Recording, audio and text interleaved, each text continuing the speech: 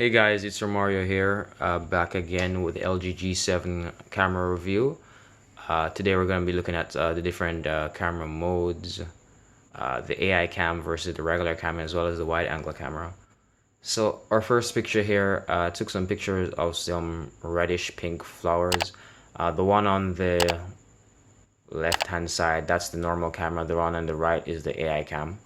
So if you notice you can clearly see the definition and the details in the regular camera, but the AI cam kind of blows it out. So what the AI cam does is essentially boost colors based on what it detects in the scene. So if it sees something that's red, generally it'll just bump up the saturation of red. If it sees something that's purple, it'll bump up the saturation there. Blue, bump up the saturation there. The level of the saturation that gets bumped up isn't consistent across the whole image. For example, in one image, the saturation of the yellow might be pumped up more than the saturation of the red. All depends on what actually the camera actually detects. So that's what's going on there in that picture. And the next picture, I took a picture of just an orange peach wall.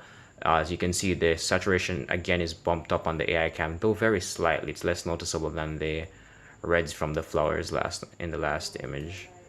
And here we have a picture of a plant or a little shrub, I should say. And again, the saturation is bumped up slightly. It's not too major, but you can definitely see it. Next, we have took a picture of some purple, kind of violet flowers, and you can see that again the saturation is bumped up more for the AI cam. Next up, took some pictures of this tree with a kind of a pinkish peach flowers on it, and you can see the sky in the background. On the right hand side, you can see that this AI cam definitely kind of darkened the image, and you can see a bit more of the sky. It's not as overexposed, whereas the normal camera did overexpose. It's much lighter, so you can definitely see more detail in the AI cam. So in this case, it didn't just bump up saturation, it did noticeably change the image. However, because it lowered the brightness so much, if you try to look on the porch, you'll notice that on the AI cam side, it's really dark. You can hardly see anything, but on the regular cam, you can actually see that there is some detail under there. Next, I invited my friends out to take some pictures as well to test how the portrait mode and face detection. So as well as the wide angle, because you kind of want to see how much people you can fit into the video or the selfie if you so choose. So you can see that quite a bit more is captured in the wide angle camera. So now we're gonna go just one by one images. So this is from the regular camera, and if we switch to the wide angle, you can see quite a lot more space is definitely captured. Next, we try the portrait mode in the camera. You can see the background is definitely blurred around the subject. However, if you look at the bottom right hand corner, you would see that the blurring kind of stops there. So the blurring effect isn't complete. And in the preview window, you don't get a good sense of what's the final image is gonna be. It looks much better once it's saved. And the same situation here. The subject is captured, it's clear around the subject is blurred, but if you look on the lower right hand side, you'll see that's still sharp and fine. Here we have two people sitting at a table, friends usually, probably sitting, hanging out. You can see quite a decent amount is captured. I'm sitting or rather standing on the other side of the table. However, when I switch to wide angle, you can see that there's just so much more captured. And you can notice that if you look at the left-hand edge of the table, you can see that little curve there. So there is a bit of curvature in the wide angle camera, though it's not very noticeable in most pictures. It's definitely present. So I saw a few more interesting things to take pictures of, so I went ahead and did just that. If we look at this, colors are nice, vibrant, pretty good. Wide angle, you'll notice that it's a bit more washed out, but it does capture quite a lot more. So the camera quality between the cameras isn't exact same, but it's definitely close enough. and because the angle of the camera is wider, it's going to be able to capture more light and more things in the surroundings, and the camera software will adjust based on that. So whereas a normal angle camera will have a very limited field of view, because when you expand it to the wide angle camera, it's looking at so much more. It definitely has to adjust the image. So keep that in mind. So it's not necessarily a bad thing, but just keep that in mind if you notice any differences between the quality of the images. It's because that adjustment is definitely needed. So I was at Devon House with my friends, so decided to take the pictures of the signs. You can see just how drastic that wide angle lens differences, captures so much more. Here we have a picture of the playground for the kids. You can see this is a normal angle camera.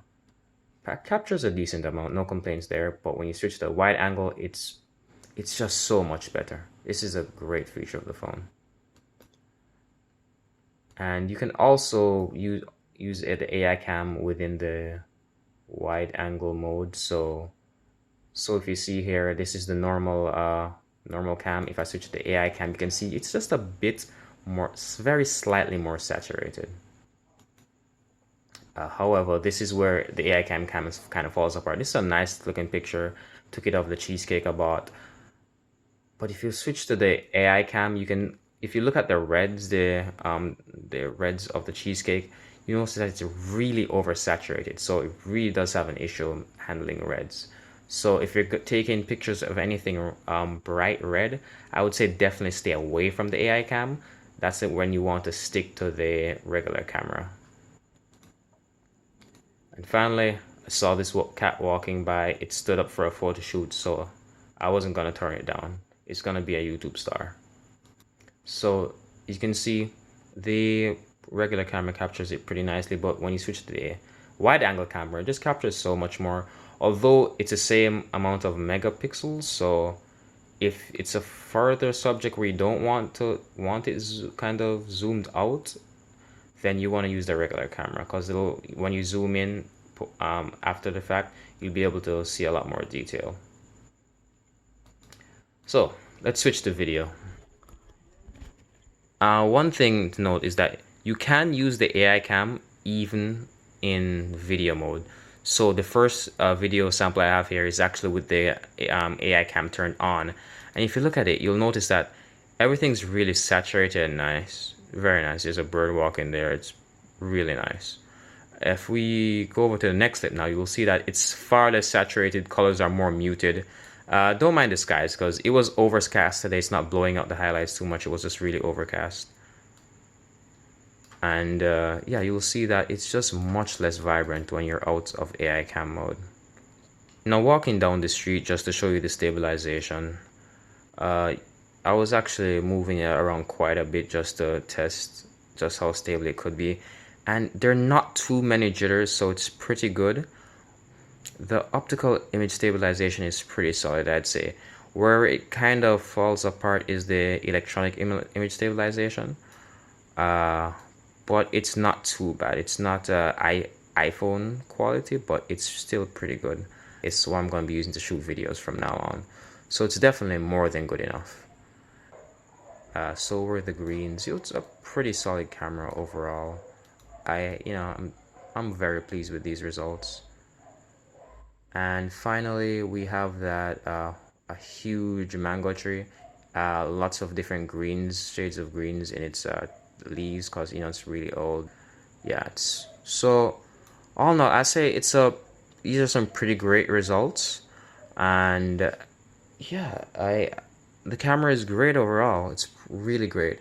That one last video I want to show you guys is a video that I took with a gimbal, just to show you how stable this camera can be, and the quality of the videos it can take is really great. So just take a second look at this. Nice. I hope you guys like that. So I'm gonna leave a link in the description with all the other image samples that I took that weren't including this video, so you guys can get an idea of just how good the quality of these images are. Keep in mind that the images you see in this video, they are downscaled because of the resolution of the video, so they're much higher quality. And the link, as I said before, the link is in the description. You guys go check it out. I really hope you like this video. Let me know what you want to see next. If you have anything you want to know about the G7, I'll get on it. I'll do a video on it. Just let me know in the comments. Let me know what you want to see. Yeah, if you want to see any comparisons with any other phones, let me know as well. I'll try to see if I can get my hands on them and do a comparison for you guys. Thanks for watching. I'll be uploading videos about 2 to 3 times a week. So stay tuned, guys. Thanks for watching again. Hit the like button and subscribe if you want to see more of these.